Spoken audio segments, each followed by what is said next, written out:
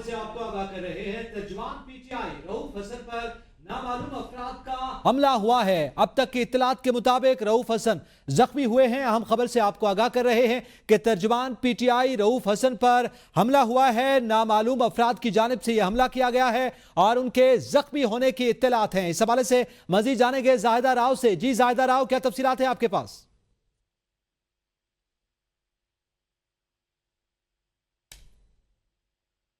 जैसे ही ज़ायदा से राब्ता बहाल होगा मजीद तफसीलात से आपको आगाह करेंगे। आम खबर है, आपको आगाह कर रहे हैं, तर्जुमान पीटीआई रऊफ हसन पर हमला हुआ है। नामालूम अफराद की जानिब से यह हमला किया गया है और उनके जख्मी होने की इत्तलात भी सामने आ रही हैं। अहम खबर है, तर्जुमान पीटीआई रऊफ हसन पर हमले की इत्तलात है और उनके जख्मी होने की खबर भी सामने आ रही है। अहम खबर से आपको आगाह कर रहे हैं। मजीद जानेंगे जाहिदा राव से। जी जाहिदा, तफसीलात से आगाह कीजिएगा।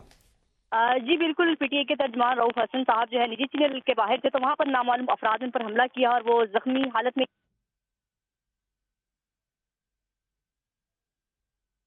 आम खबर से आपको आगाह कर रहे हैं कि पाकिस्तान तहरीक इंसाफ के तर्जुमान रऊफ हसन पर नामालूम अफराद की जानिब से हमला हुआ है और रऊफ हसन जख्मी हो गए हैं। इस हवाले से तफसीलात कुछ देर में आपके सामने लाएंगे जैसे हमारा राब्ता बहाल होगा। इस वक्त ताज़ा तरीन इत्तलात के मुताबिक तर्जुमान पीटीआई रऊफ हसन जख्मी हैं और उन पर नामालूम अफराद की जानिब से हमला किया गया है।